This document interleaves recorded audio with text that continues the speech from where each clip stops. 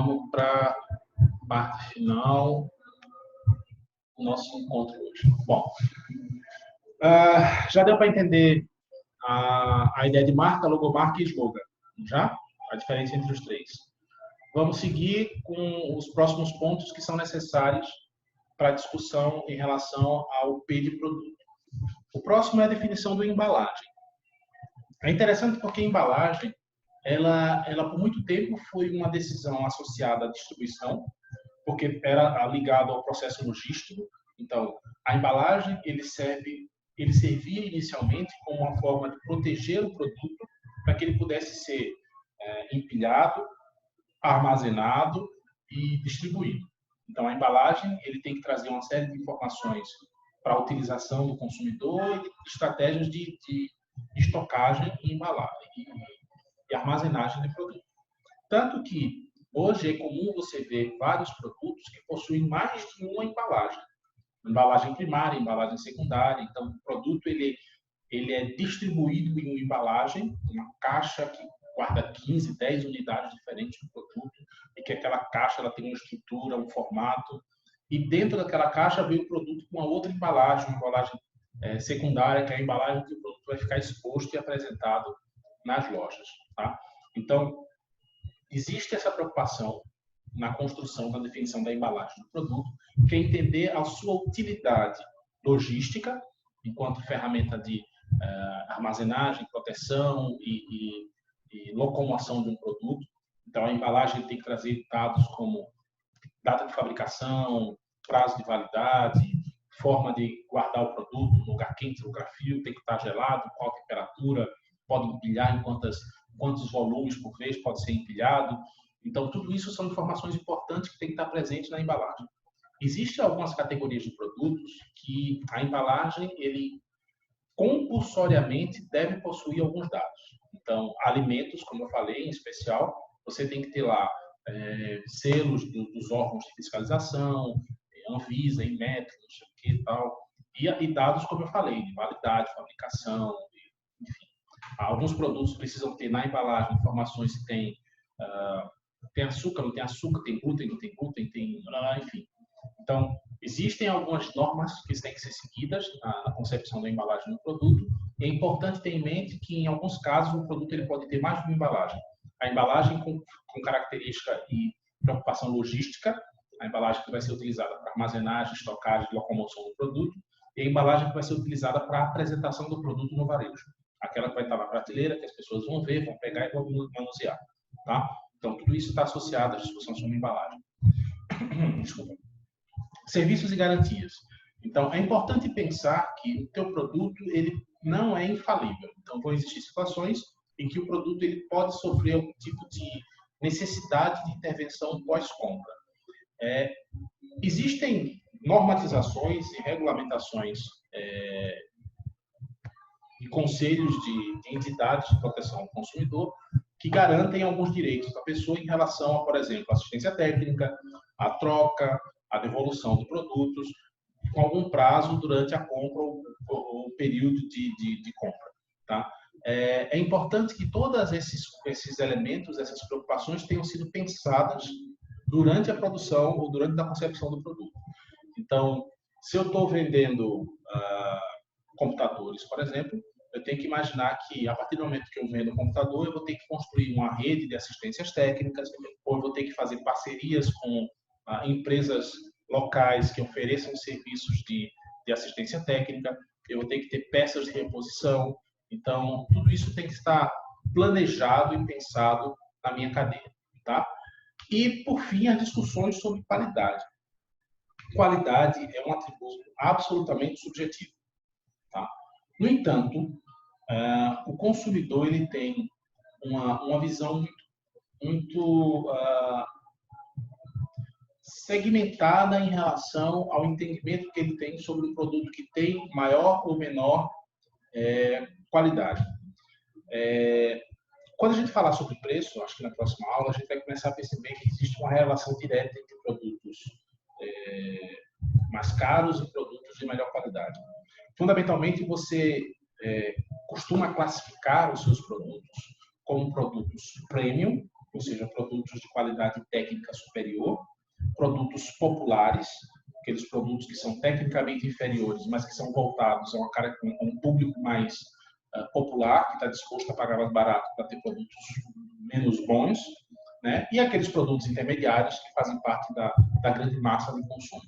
Essa distinção é importante porque a gente vai ver, já no próximo slide, que o ciclo de vida do produto, ou seja, o tempo no qual o produto vai permanecer no mercado, ele pode ser impactado diretamente sobre esse entendimento do grau de qualidade que você vai entregar no seu produto. Produtos que têm qualidade técnica superior, eles costumam ter um ciclo de vida mais longo. Ou seja, talvez você já tenha passado por isso. Eu vou pagar mais caro nesse iPhone porque eu sei que esse iPhone é um produto tecnicamente superior. Ou seja, ele tem características técnicas melhores. Ele tem um software melhor, ele tem um hardware melhor, ele tem uma assistência técnica melhor, ele tem uma série de coisas que são melhores. E pelo fato dele ser tão melhor, esse celular ele vai durar 3, 4 anos. Então, eu pago um pouquinho mais caro nele e dura 4 anos do que eu comprar, sei lá, um celular mais simples, que eu sei que ano que vem eu vou ter que trocar. Tá? Não vou comprar um positivo, né? Porque quando eu compro um celular positivo, eu sei que daqui a um ano talvez eu tenha que trocar ele. Se eu comprar, eu vou gastar R$800 positivo, vou ter que gastar R$800 por ano para trocar de aparelho. Então, eu vou gastar R$3.000 no iPhone e eu sei que esse aparelho vai durar 4 anos. Então, o consumidor ele costuma ter esse entendimento sobre a qualidade do seu produto, ou essa percepção. Isso muitas vezes está atrelado a preço, mas assim, fundamentalmente é o conjunto de benefícios que é atrelado. E quanto maior é a qualidade do produto, mais longo tem de ser o ciclo de vida dele. Tá? Para fechar a discussão sobre o produto, talvez o ponto mais relevante do processo de planejamento de um produto é a concepção do seu ciclo de vida. O ciclo de vida de um produto é uma etapa. Esse gráfico que vocês estão vendo aí, ele vai ser utilizado durante todos os 4 P's. Toda a estratégia de mix marketing depende do entendimento sobre o ciclo de vida de um produto. Então, esse gráfico, ele tenta resumir as fases que um produto pode passar enquanto ele está sendo oferecido no mercado.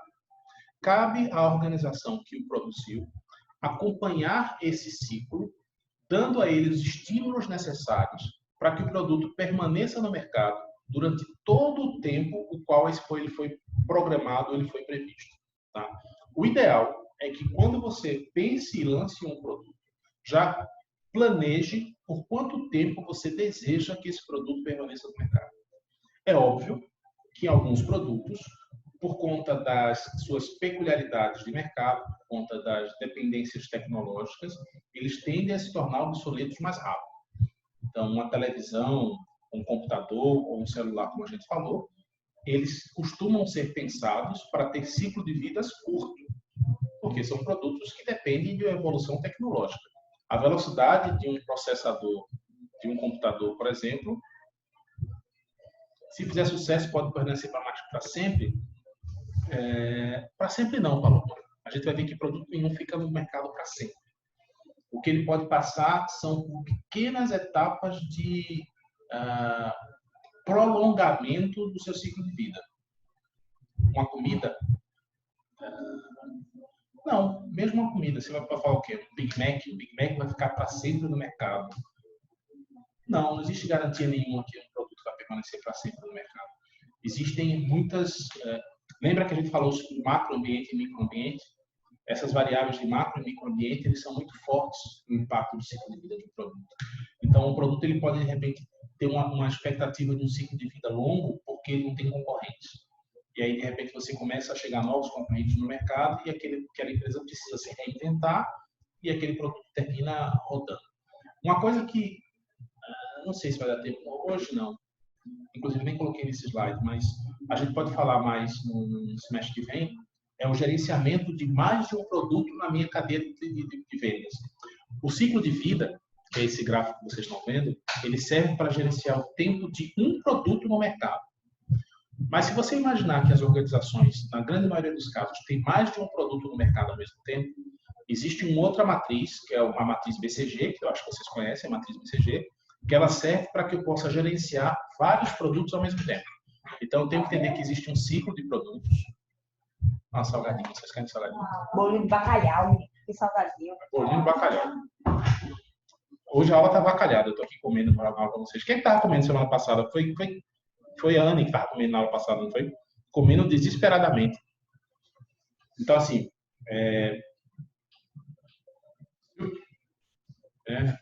então, assim, se o produto ele não tem concorrência, ele tende a ter um ciclo de vida mais longo.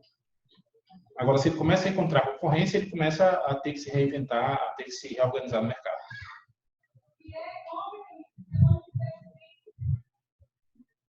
Bom, vamos pensar nessa matriz. O ciclo de vida ele serve para que você possa entender o tempo que o produto vai ficar no mercado. E como eu falei, o ideal é que quando você lança o produto no mercado, você já planeje esse tempo. E você vai tentar gerenciar para que ele aconteça dentro daquilo que foi planejado. Até porque a saída de um produto do mercado significa que você tem que lançar um novo para substituir. Então, é uma cadeia, é um processo em cadeia. Mas vamos lá, vamos entender esse ciclo de vida. Originalmente, o ciclo de vida ele é pensado em 4 estágios, como vocês estão vendo aí.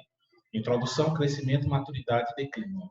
Tá? Essas 4 etapas, elas depois se expandem a 6 etapas. Existem outros modelos que falam sobre 6 etapas. Eu vou explicar as 2 etapas complementares que compõem esse ciclo de vida. O importante é entender o seguinte: para cada uma dessas etapas do ciclo de vida, a organização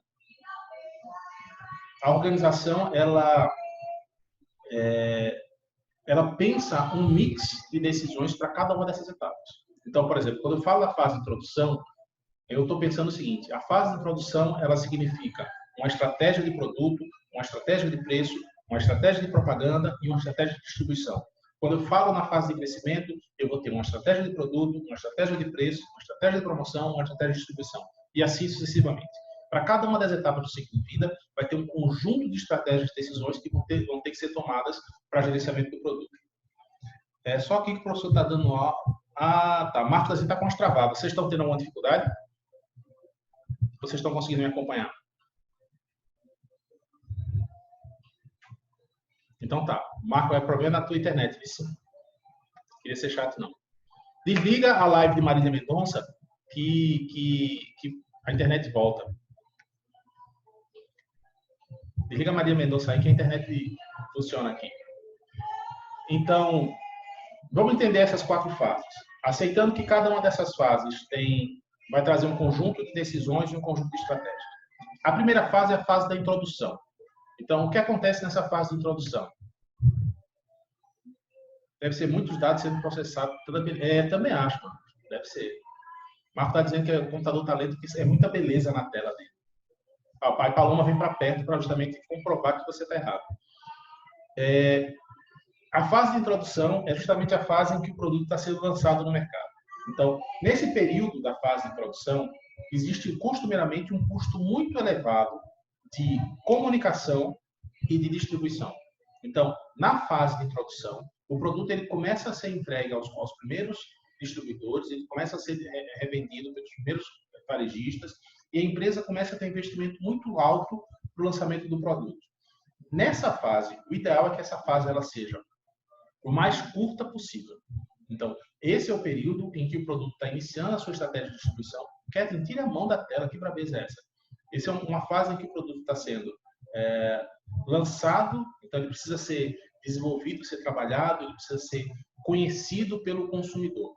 Então, essa fase ela costuma ter muito prejuízo para a organização. Você vende pouco, os preços costumam ser mais altos, porque na fase de introdução você costuma... O áudio está cortando. Tá, deixa eu ver se alguém mais está com dificuldade. Jéssica caiu, Bárbara está cortando. Vocês estão conseguindo me ouvir? Sim, Bárbara. Melhorou, Bárbara? Às vezes é que dá uma interferência, aí volta rápido. Tem algumas coisas que eu não consegui escutar. Tá. O pior é que eu não posso nem abrir a porta aqui do escritório, porque se eu abrir a porta do escritório, vem todo o barulho. Vem Marília Mendonça tocar aqui no meio do escritório, não vai conseguir assistir a aula. Porque esse aqui não, o roteador fica para lá, podia estar mexendo. Fala só um pouquinho mais pausado. Como é? Fala um pouquinho mais pausado, só um pouco. Tudo bem, Bárbara, combinado. Valeu. Então, voltando, o ciclo de vida, a parte de introdução, é o período em que a organização ela vai ter um maior custo, tá? A empresa vai ter um gasto muito grande de de divulgação com o produto para que faça com que ele seja conhecido. A empresa vai ter um gasto muito grande de distribuição com o produto, fazendo com que ele chegue até os pontos de venda. E, costumeiramente, esse é o período em que você vende pouco, o que significa prejuízo. Então, normalmente, na fase de introdução, a empresa ela absorve um prejuízo muito grande, porque ela tem um gasto muito elevado. É comum também, na fase de introdução, o produto ter um preço mais alto do que o normal. Eu não sei se vocês já perceberam isso. O produto, quando ele é lançamento, ele costuma ser mais caro, e à medida que o tempo vai passando, que ele vai ficando no mercado, o preço dele vai baixando. Vai baixando, vai baixando, vai baixando, vai baixando. Por que isso acontece? Como na fase de introdução a receita ela é pequena, porque a quantidade de produtos que é vendido é pouca, as empresas precisam majorar a sua margem de lucro. Ou seja, eu tenho que ter um lucro grande com os poucos produtos que eu estou vendendo para tentar minimizar o meu prejuízo nessa fase de lançamento de produtos. Ela está dizendo que com alimentos esse ciclo de vida do mercado é monitorado através do shelf life, interligado por SAC, P&D, exatamente. Ele vai falar sobre P&D. Então, existem várias formas de gerenciar isso aí. É interessante isso aí. Então, assim, nessa fase de introdução, eu vou ter todo o investimento sendo, toda a minha aposta sendo colocada no mercado. Por isso que eu falei para vocês, o ideal é que essa fase de introdução ela seja rápida. Ou seja, eu vou ter prejuízo num período curto, para que o produto logo pegue no mercado e gere a atenção do consumidor. Quando o produto pega no mercado e gera a atenção do consumidor, ele entra na fase de crescimento. Então, o ponto que estabelece esse corte entre a introdução e o crescimento é o momento que o produto passa a dar lucro. Tá? Enquanto o produto ainda está dando prejuízo, ou seja, eu estou gastando mais com distribuição e divulgação do que eu estou arrecadando com a venda dos meus produtos, significa que eu ainda estou na fase de introdução. Passei da fase do prejuízo, comecei a dar lucro, entrei no crescimento. E aí o ideal é que esse crescimento seja o mais vertiginoso possível. É quase uma curva do corona, que negócio indo lá para a lua. Então eu tenho que fazer com que meu produto pegue rápido e as pessoas tenham interesse por ele mais rápido. Por que minha margem de lucro costuma ser grande nessa fase? Eu já não preciso gastar tanto com publicidade. As pessoas já conhecem o meu produto, as pessoas já estão utilizando o meu produto, então eu começo a ver ações de divulgação mais pontuais. A gente vai ver no P de promoção as estratégias de divulgação que podem ser utilizadas. Então eu já posso me utilizar de estratégias mais pontuais para comunicar o meu produto. Os meus gastos de distribuição também já estão equilibrados. Ou seja, o produto ele já chegou na maioria dos varejistas, já existe uma cadeia de distribuição consolidada e meu custo já está lá meio que estabelecido. À medida que o produto começa a ser vendido em maior quantidade, eu também começo a ter uma redução do custo unitário de produção. Então, o meu custo de produção se torna menor porque eu começo a produzir em maior escala. A gente vai ver na estratégia de preço que a quantidade de unidades produzidas impacta diretamente no custo produtivo. Então, eu atinjo o meu ápice do meu sistema de produção, eu faço com que meu custo unitário de produção seja menor, os meus custos de divulgação e meu custo de distribuição se tornam menores. Com isso, a minha estratégia de preço pode ser mais ousada, ou seja, eu posso ter preços mais competitivos. Então, nessa fase de crescimento, o que costuma acontecer é o volume de vendas aumentar, o preço começar a diminuir, porque os custos estabilizaram. Está dando para entender isso aí? Então, a matriz de ciclo de vida ela vai impactar todo o mix market. Por isso que é importante que a gente entenda bem ela. Então, na fase de crescimento, o meu produto começa a dar lucro, ele começa a avançar, ele começa a aumentar o seu volume de vendas. À medida que ele aumenta o seu volume de vendas, a minha capacidade de produção aumenta, eu começo a diminuir meu custo de produção, no que eu diminuo o meu custo de produção, eu consigo baixar meu preço, e os meus custos com publicidade, meu custo com distribuição também diminuem. Então, começa a ter produtos mais vendáveis e mais competitivos no mercado. O ideal é que essa fase... Beleza, Efraim. Valeu, velho. Pega lá o finalzinho da aula depois. Então, o ideal é que essa fase de crescimento ela seja mais aguda possível e que ela seja longa. Quanto mais longa, melhor. Até o produto chegar na fase de maturidade. O que é a fase de maturidade? É quando ele atinge o seu ápice de volume de vendas. Entendam que esse gráfico é uma matriz XY, onde você tem aqui, na barra vertical, o volume de vendas e na barra horizontal, o tempo. Então, o ideal é que você atinja a maturidade, ou seja, o meu produto ele atingiu o máximo de venda por mês. Eu não vou vender muito mais do que aquilo. E agora, a minha ideia é expandir esse ciclo de maturidade por mais tempo possível. Então, aqui é a época do filé. É quando você só está comendo filé. O produto ele já está vendendo sem muito esforço. Você já tem pouquíssimo custo de publicidade. Você agora tem as cadeias de distribuição já muito bem consolidadas. Vocês já sabem quais são as lojas que vale a pena botar o teu produto, onde é que não vale a pena botar. Então, você já não está mais desperdendo esforço em entregar o produto onde ele não vende. A tua margem, o teu custo de produção já chegou ao mínimo. Tua margem de lucro está topada. Então, assim, é a fase de comer o filé. E a ideia é que essa fase de maturidade ela dure o máximo tempo possível.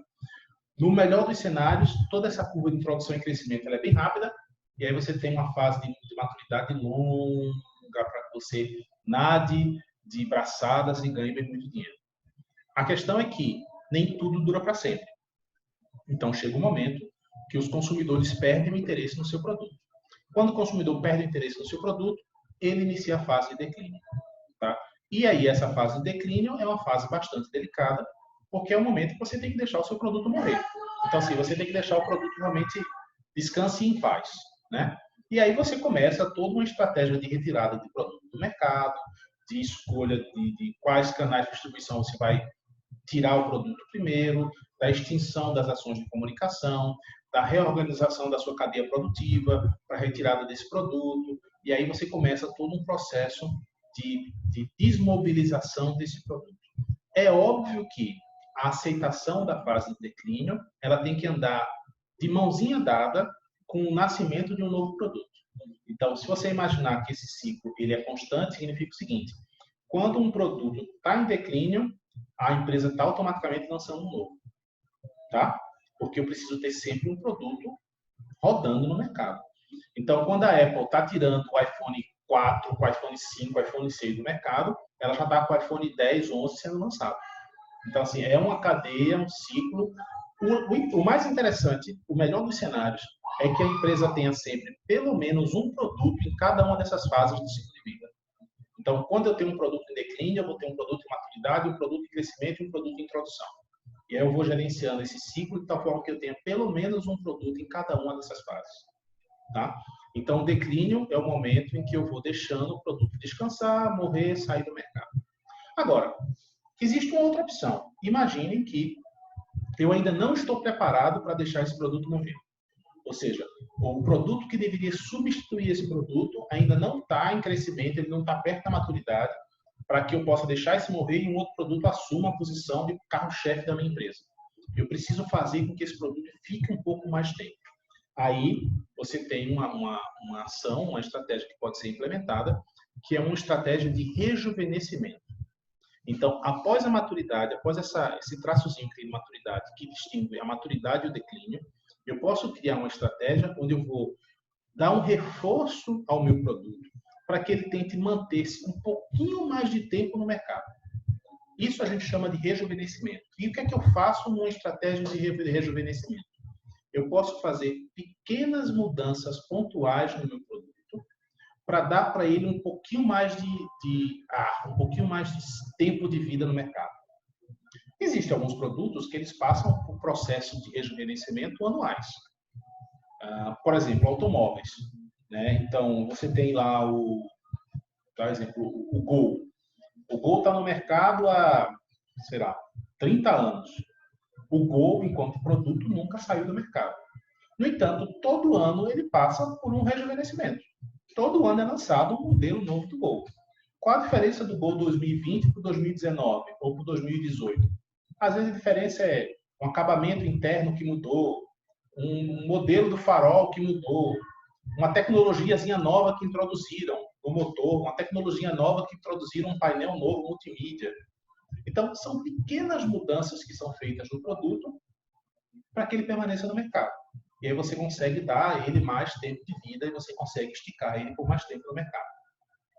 Então, o processo de rejuvenescimento é a aceitação de que aquele produto deve estar, não deveria entrar em declínio, e você vai tentar dar algum tipo de up nele, dar algum tipo de pequena transformação para que ele continue no interesse e no agrado dos consumidores. E aí você teria uma quinta etapa nesse ciclo de vida, que ficaria entre a maturidade e o declínio, uma curvazinha subindo. Ao invés de você, na maturidade, deixar o declínio descer, você teria uma curvazinha subindo, e essa subida ou essa manutenção no nível de maturidade se estende até o momento em que é inevitável o declínio. E aí existem alguns produtos que você fica assim, ó, naquela curvinha assim, sabe, como se fosse uma ondinha de massa. Sobe um pouquinho, cai. Quando começa a cair, você faz outra estratégia de rejuvenescimento. Aí faz outra de rejuvenescimento. É quase você lá tentando, sabe, ressuscitar o defunto lá dando choque para o cara não morrer. Pronto. Aí você vai ficar lá dando rejuvenescimento para o cara para que o produto permaneça no mercado. Isso seria a quinta fase. A sexta fase do ciclo de vida, que algumas empresas já planejam, já trabalham de forma bastante eficiente, ela acontece antes da introdução. A Coca seria um exemplo disso? Sim, Rafael. Sim, a Coca é um exemplo disso. A Coca é um exemplo de um produto que se mantém em maturidade. Você não vê a Coca saindo de mercado. Ela está constantemente. Agora, o que é que ela faz? Ela continua investindo em propaganda, ela continua, às vezes, fazendo pequenas mudanças no seu produto, muda a embalagem, né? Muda a cor da tampinha, faz uma açãozinha promocional, sabe? Junte tampinhas e troque por não sei o quê. Antigamente tinha mais essas coisas. Hoje a Coca-Cola nem se dá o trabalho de fazer isso. Ela é tão tranquila no mercado que ela quase não faz mais isso. Mas ela continua fazendo, faz uma apresentação nova, faz uma Coca-Cola de 3 litros. Né? Em época de Natal tem Coca-Cola de 3 litros. Então, são formas que a Coca tem de ficar se reinventando. Fez aquela KS pequenininha, depois fez aquela latinha miudinha. Então, hoje você tem uma apresentação de Coca-Cola de 150, 120 ml, até 3 litros. Ela está buscando formas de ficar sempre chamando a atenção e sempre atraindo o consumidor. Então, assim, a quinta etapa seria esse rejuvenescimento e a sexta etapa ela é prévia à etapa de introdução, que seria a etapa de pesquisa e desenvolvimento, ou P&D. Tá? O que é a etapa de pesquisa e desenvolvimento? Algumas empresas, principalmente aquelas que têm como posicionamento de marketing o mercado, ou seja, a inovação, elas investem pesado em pesquisa e desenvolvimento. Qual é o objetivo delas com isso? Ser pioneira dentro do mercado onde elas atuam. Então, quando você pega, e aí as empresas de tecnologia, elas sempre vão ter destaque nisso. Então, quando você pega uma Samsung, uma Xiaomi, uma Apple, essas empresas elas têm um produto no mercado, mas elas têm 10 produtos em desenvolvimento. Ou seja, elas têm uma série de engenheiros pensando novos produtos, desenvolvendo novas ideias, pensando coisas novas, e que talvez dessas 10 ideias, uma só chegue no mercado. Mas ela sabe a necessidade de investir constantemente no desenvolvimento de novas características, novos atributos, de gerar inovação dentro do seu produto. Então, essa etapa de pesquisa e desenvolvimento, que fica antes da introdução, ela pode ser uma ramificação, sabe, como se fosse uma raizinha de uma árvore. Você vê o caule da árvore saindo, né, é um caule só, mas dentro tem uma raizinha com 5, 6, 7, 8, 10 ramificações. Então, P&D, ele vem para baixo dessa linha do tempo, porque ela é antes do lançamento, ela vem para baixo da linha de venda, porque os produtos nunca são vendidos. Então, muitas vezes você tem 5, 6, 7 produtos sendo desenvolvidos ao mesmo tempo e somente um chega no mercado. Então, esses produtos eles estão lá em constante pesquisa, em maturação, em desenvolvimento, em estudo, para que apenas um chegue no mercado.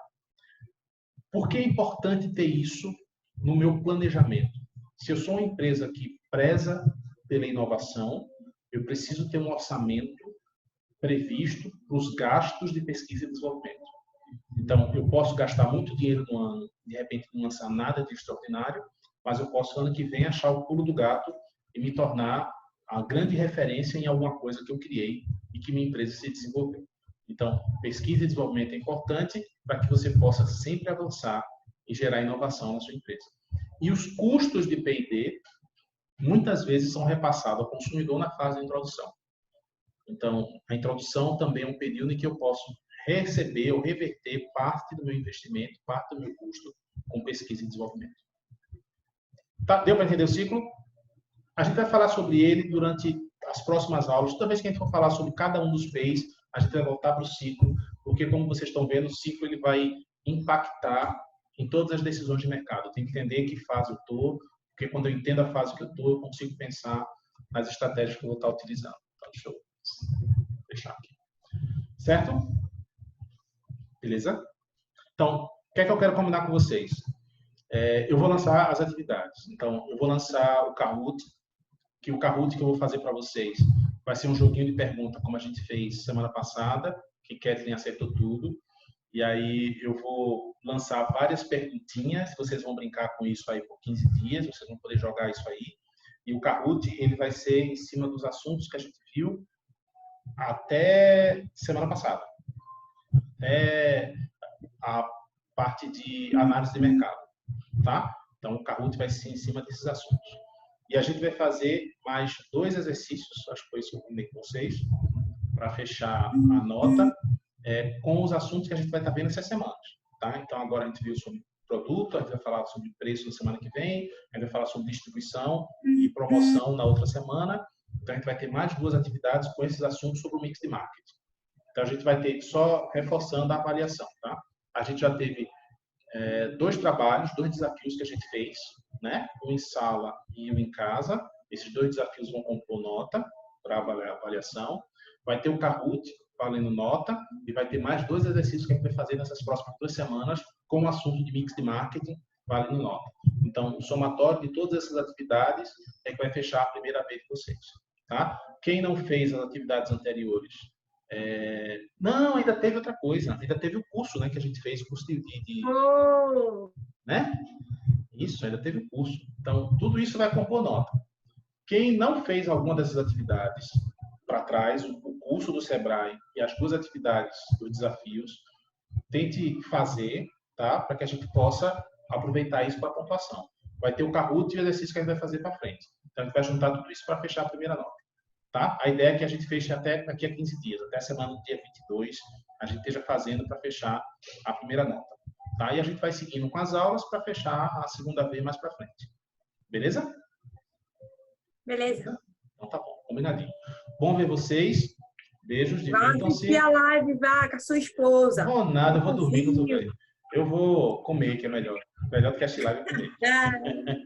Tchau, pessoal. Professor. Oi, quem chamou? Antes do senhor, foi eu. Antes Foi, do Bárbara. senhor ligar, eu não consegui fazer a atividade do Kahoot. Trocou a senha, foi o... Não, aquela atividade que a gente fez na sala, aqui na semana passada, ela só funcionou durante a aula. Aí... Não, a da sala não, a outra que ficou para ser respondida em casa. Não, é isso que tá. Eu não lancei ela ainda, não. Por isso eu não consigo fazer. Teve mais um que o senhor passou, não? Uma atividade para tudo? Não, acho que não. Então, Talvez você esteja confundindo com a de Jair, eu não sei. Mas não, passei não. Eu vou passar para vocês essa semana. Ah, tá bom então. Beleza? Tá bom. A nossa sala vai cair daqui a pouquinho. Tchau. Tchau, Palominha. Divirtam-se, aproveitem-se. Tio, vá assistir sua live, viu? Tchau, Kathleen. Tchau. Beijo pra vocês. Boa Páscoa. Eita, boa Páscoa. Tchau.